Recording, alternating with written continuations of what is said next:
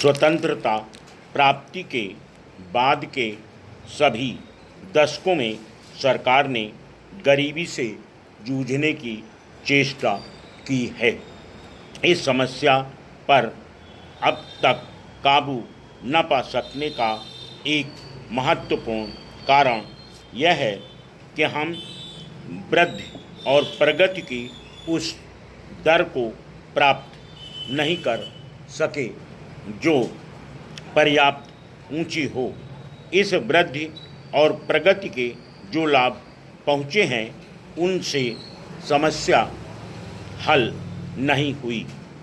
इन सुधारों का उद्देश्य यह है कि हमारी वृद्धि की दर की रफ्तार त्वरित हो जाए, परंतु चूंकि वृद्धि के लाभ पहुंचने में काफ़ी समय लगता है, इसलिए मैंने यह फैसला किया कि केवल गांव के स्तर पर अलग से साधनों का एक पार्श्व टीका लगाया जाए, ताकि पहले के मुकाबले गांव के गरीब लोगों के लिए रोज़गार पैदा करने तथा उनकी शिक्षा, स्वास्थ्य और अन्य सामाजिक समस्याओं पर कहीं अधिक ध्यान दिया जा सके।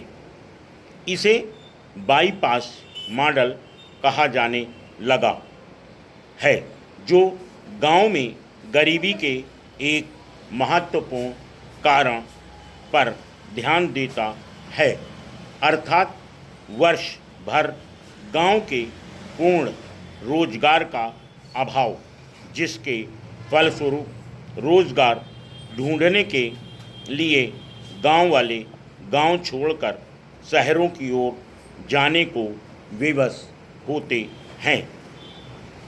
विश्व भर में आमतौर पर सुधारों के साथ मुद्रास्फीति आती है। उसकी कठिनाइयों को पूरी तरह मिटाने की बात तो नहीं हो सकती, परंतु उन्हें कम करने के लिए मैंने नए सिरे से मजबूत बनाई गई सार्वजनिक वितरण प्रणाली को लागू किया है, जिसके अंतर्गत गरीब लोगों को अनाज विशेष रियायती दरों पर दिया जाएगा। मुसीबत में पड़े कारखानों के मजदूरों की सुरक्षा के लिए राष्ट्रीय नवीकरण कोष शुरू किया गया है। मुद्रास्फीति को न्यूनतम करने का कोई भी प्रयास छोड़ा नहीं गया है।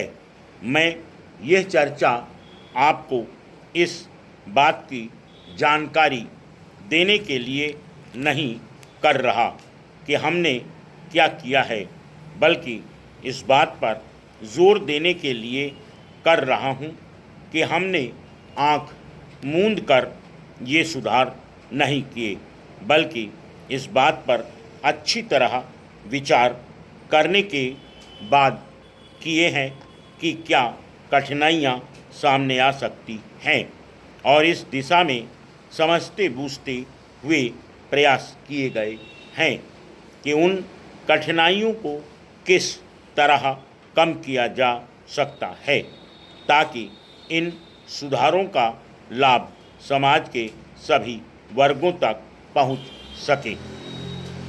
अंततः इन सुधारों की कसौटी यह होगी कि ये लाभ सभी तरफ पहुँचे हैं या नहीं। जब तक इन सुधारों का लाभ व्यापक रूप से न पहुँचे, मैंने जनता के उन वर्गों के हितों के लिए विशेष योजनाएं बनाई हैं जिन तक ये लाभ पहुँचने में समय लगता है। मेरे लिए वृद्धि की दर के आंकड़ों का कोई मतलब नहीं।